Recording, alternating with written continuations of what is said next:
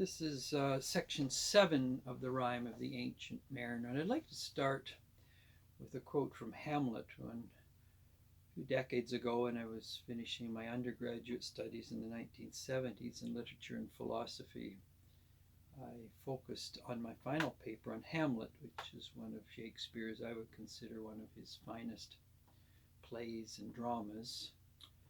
And the play starts with Bernardo, "Who's there?" And Francesco says, "Nay, answer me, stand and unfold yourself." Who's there? An interesting question when one speaks to someone else. What part of I am I talking to, and what part of you are you responding from? Unfold yourself. Unfold yourself. The tragedy of Hamlet is that he, at one level, Coleridge did a series of lectures on some of the great Shakespearean plays, tragedies, comedies, tragicomedies. And he did a fine lecture on Shakespeare's Hamlet. And what he noted in his lecture was that Hamlet was a person of sterling integrity, trying to think through at the most meaningful level how to respond to difficult challenges in life, in this case, the murder of his father by his uncle, his mother being involved with that. But how was he to engage his uncle and mother in all the different ways without being excessively vindictive, and all the possibilities of interacting on this to deal with his uncle and his mother? And he's always finding reasons in his own thinking not to act on his father's ghost, which has come to him, that has asked for vindication.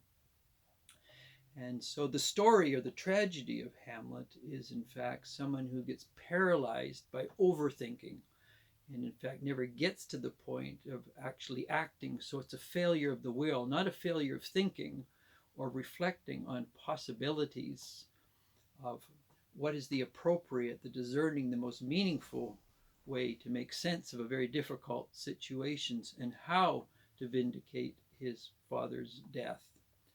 But when it came to acting, he would always find more reasons not to act in that sense. And so the failure of Hamlet and the tragedy is the failure of the will. Now, this is quite the opposite of the mariner, because his fault in failing is acting impulsively, or acting erratically, or acting thoughtlessly, and then in killing the albatross and much else, he then having to go on a journey of what it means to answer the question, who's there? And what part of you are you acting out of or not acting out of? And it becomes the same question that can be applied to Hamlet as it can be applied to the mariner himself. To begin the lines again, who's there? And nay, answer me, stand and unfold yourself. So what part of a person is being unfolded in answering the who's there in that sort of question? It's the same sort of question that is proposed by God to Adam and Eve when Adam and Eve had plucked the fruit of inappropriate desires in their lives. They were welcomed to appreciate, to enjoy many of the fruit of the desires in the tree of their soul, but not to pick from the fruit of certain desires. Of course they did. They lose the Eden within their soul, and they then leave Eden, east of Eden, Steinbeck. When God comes to them, he asks, where are you? It's the same question of who's there. So the question asked to Hamlet, just as the question asked to the ancient mariner, is who's there? What part of you are we addressing? What part of a person are they not even aware of? Unfold yourself. And so what part of a person is being unfolded? This is then what leads really into section 7 and the final section, which, following the mythic tradition of Genesis, the final day is the day of rest. It's the Sabbath of the soul. And it's interesting what draws from section 6 that follows nicely into section 7 is the mariner meets the hermit. And the hermit embodies the person who knows how to unfold himself in a thoughtful, judicious, discerning, deep way, a mature manner. He's not a person who can unfold thought but not act thoughtfully, or a person who acts impetuously but thoughtlessly. And so, who's there? We all have to ask ourselves when thinking, when acting, and the unfolding nature of that. And so, the mariner engages the hermit in this process. And in the heart of what Coleridge is getting at, of course, is that as a person travels through life, who then becomes their spiritual director, their spiritual mentor? Historic education was always about people having a teacher who was wise, who was insightful, who themselves had grappled with the big issues of life at the level of thought and of deed. So they thought discerningly and they acted wisely and discerningly as well. So the mariner is engaging the hermit, and the hermit becomes the spiritual mentor, the wise teacher, or in philosophy, the sage, the lover of wisdom in that sense. So Coleridge is drawing in section 7 in terms of the Sabbath of the soul. As the mariner slowly recovers, just because the albatross has fallen off like lead in the water, just because the ship has gone down, it doesn't mean the journey is over. He then has to engage in the process of answering who's there and unfolding himself. And the hermit is the one who attentively and wisely is there to observe, to walk by the side as the mariner unfolds himself in the answer to who's there and what part of a person is being unfolded in the answering of that question. Interesting, the hermit is very connected to nature. So we get the hermit, I might add that Coleridge very much came from a Catholic Anglican perspective, but not a silly or a superficial Catholic Anglican perspective. So you see the hermit in section 8 involved in morning, midday, and evening prayer. And morning and midday and evening prayer is not meant to be just a formal routine that is ticked off in the list of religious exercises, but the purpose of morning prayer is again to answer the question, who's there as I enter the new day, in an attempt to be sensitive to the next step of the journey in the morning. Midday prayer is when a person looks back and looks forward to answering the question, who's there, and where has a person perhaps been insensitive to phases, either people or situations in the morning, the midday. And then, of course, evening prayer is a looking back at where was one sensitive and answered the who's there in a meaningful way or a superficial way and the consequences of that.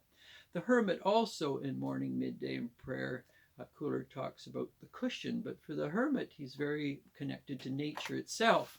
And so the cushion is the moss. It's not a literal cushion. It, in fact, is the moss on an oak tree. And obviously the oak tree has a rich, deep symbolic significance within the classical Anglican tradition. And so the hermit who sits on the moss on the oak tree is the one who's rooted and grounded not only in the soil, in nature itself, and the symbol of the oak tree and what it means historically for the oak tree of the soul, but what it means for the older Western tradition. And the cushion of the moss that grows over it is an invitation to a much deeper journey. And so these first couple of stanzas in section 7 are about the mariner coming to the wise hermit who embodies for Coleridge the classical philosopher of wisdom and of insight, and how they live close to both nature and they can answer in themselves who's there and the unfolding of that. And then the mariner himself trusts this hermit because of his life, which is very connected to himself, nature, and then the life of the liturgical morning, midday, and evening prayers in which his soul, his imagination, his mind is shaped and formed to be sensitive to soil, to place, to people, and to time itself. And so the coming to the end of section 7, Coleridge is putting in place a variety of markings, as it were, Inukshuks, in terms of these. This is the map. This is what has been given to us uh, in terms of our journey home to our soul and the Sabbath of the soul. Uh, that part of section 7, then, as it unfolds, it also comes to, of course, the mariner asked to be shriven, and I mentioned what that mentioned, what's the mariner is getting at in the hermit, and the last one in terms of confessing what he has done, what he has lived through, but also in the honesty of talking about that, there's a purgation. There's a purgation for the mariner in being shriven. And depending on how a person understands the shrivenness within such a tradition, then a person moves on in penance, or sometimes it can be just confession and absolution. These are very different ways of understanding. But it's getting out the story of the pain, the suffering, the tragedy, and how the mariner contributed to that, and how also others can contribute to that, and the impact of much of the rime of the ancient mariner itself. What's significant then in much of section 7 is in fact the journey home, and I'd just like to sum up the final little bits of this, in which the resolution of what Coleridge is doing in the rime of the ancient mariner is not necessarily the final answer in which all is settled, all comes together, but what is put in place is a way of understanding how one achieves a Sabbath of the soul within time, within history.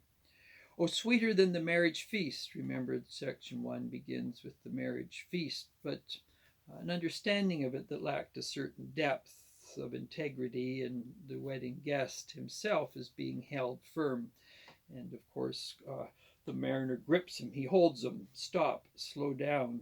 And the whole notion of the contemplative direction, we get this in, for example, C.S. Lewis's first of the Chronicles of Narnia. Jadis the witch, it's constantly her refrain is faster, faster. What Coleridge is doing is stop, slow down, be held by insight.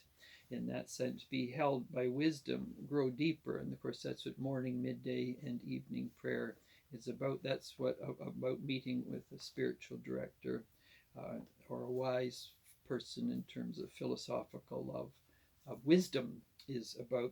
Well, sweeter than the marriage feast, 'tis sweeter far to me to walk together to the kirk in goodly company. So here this combination is brought together for the mariner and Coleridge himself. Is the marriage is but the beginning of a deeper journey, and to walk together to the kirk in a goodly company. So we can see the difference between the ship that he was on and the impact of friends and sailors, and the result of the killing of the albatross. This is a new community. It is a goodly company. But what's the nature then of that goodly company of the kirk, or the church, or the parish? Parish just comes from a Greek word, para-oikos. Oikos in Greek is the word for family. Para-oikos is the bigger faith family. And so the kirk is the place of the church, or the parish in that sense, is the bigger marriage festival in that sense, the bigger extended family. In goodly company, to walk together to the kirk and all together pray, while each to his great Father bends. And this is where you get the big sense of the kirk: old men and babes and loving friends and youth and maidens gay. So the whole journey of what it means to be human, what we call from hatch to match to dispatch, you cover the whole range of the human journey from birth right to old age. So as he says, old men and babes. So Coleridge is covering in the kirk, or the new community, as per person gets to the autumn years of their life, and the babes is the beginning. And loving friends, so the friendship on the journey, that's what philosophy is about, philosophia, friendships on the journey. And youths, so one is moving then from babes to youths, teens, early 20s, moving along, and maidens gay. So one has, in this sense, covered covered elements all the way from the birthing through teens, through age, and then the autumn years of the journey itself. Farewell, farewell, but this I tell to thee, thou wedding guest, he prayeth well who loveth well. So we're back to love is at the center of everything. Knowledge is the lowest in the hierarchy of beings or information, facts, and statistics. Wisdom moves one further along, but then love is the very highest. And of course, love is something that transcends culture wars of right or left, sensible center, in any of these issues. Love takes person far beyond that. Love is much more nimble by its very nature. And but Coleridge is saying he prayeth well that loveth well. And here were the next conditions for the kirk in life, both man and women and bird and beast. So now what is put in place by Coleridge is an ecological vision. So it's not only the full range of human journey itself, from birth through teens, through aging, and then the end, and loving friends. But now it's humans and birds and beasts. So the animal kingdom itself is very connected to understanding. So this ecological element we see in the hermit in section 7 now feeds into what the kirk is meant to be in a physical ecological world. And so Coleridge, like Wordsworth before him and Southey, these were part of what we call high Tory or high romantics. They had a very integrated and organic sense of the world. The next he moves on, he prayeth best who loveth best all things both great and small. So now some of you might be aware of obviously the ongoing series in TV, both great and small. This comes right out of Coleridge's Rime of the Ancient Mariner. In fact, it's a lovely story of a vet who travels in Yorkshire in England, catering and meeting the needs of people and their animals, and is sensitive to that and learns to adapt very much to these small parochial communities in England, farming communities, working class communities, and so, but all things great and small. So here breaking down also what you see in Coleridge, class interests, upper class, middle class, lower class, learning to transcend classism. So he prayeth best. Important to note here, things like prayer always are subordinate to loving, and loving people in all their stages and phases of life, man and bird and beast, and then both great and small, those who hold significant stations and roles in society, but also those people who seem to be nobody, the great and small, but to love them all. And this is, so prayer, if it ignores any of these, then it becomes what Marx would call an opiate, a distraction. And Coleridge is weaving together this organic vision as the mariner heads home. So he prayeth best who loveth best all things great and small. For the dear God who loveth us, he made and loveth all.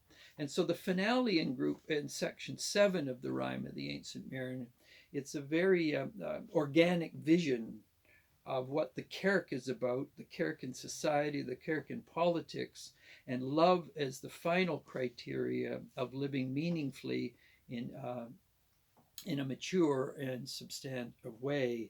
And so this conclusion in that the Rime of the Ancient Mariner comes back really to the Hamlet issue of who's there and what part of us is responding to life, what part of us may be killing the albatross, what happens to society, to friendships, to nature, in any of these when we do it, and the unfolding in a mature manner of what a healthy understanding of the church, society, the individual, and nature are like when bound together.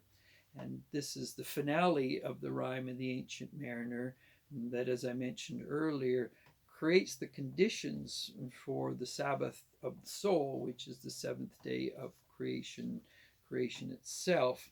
But in one sense, it's also unpacked philosophically, which is what Coleridge will do. This is an early work of his poetically. As I mentioned in the last lecture, the Sibylline Leaves, 1817, brings together a lot of his political poetry, his love poetry, religious poetry. His works on Shakespeare are very, very important in terms of the perennial significance of Shakespeare's work. His work on His literary journey is very important, the biographia as well. But in conclusion, there has been a tendency within the literary philosophical world when reading Coleridge to say that he and Wordsworth, when younger, were radical. They were pro-French Revolution, but as they aged, and they were agnostic and bordering on atheism, but as they aged, they increasingly lost that cutting edge as they became more religious, more Church of England.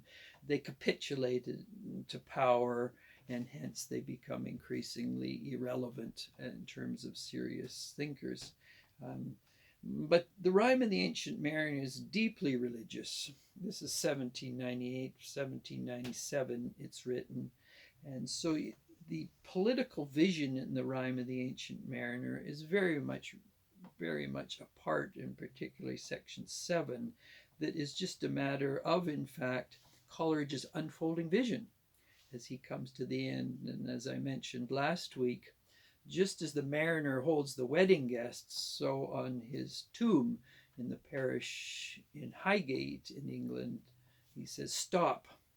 And so this stop is at the heart of what Coleridge is up to at the beginning as well as at the end, and the nature of the unfolding. And the hope is that the mariner types, people who are impulsive, they act out of instinct, they act erratically, will learn to think.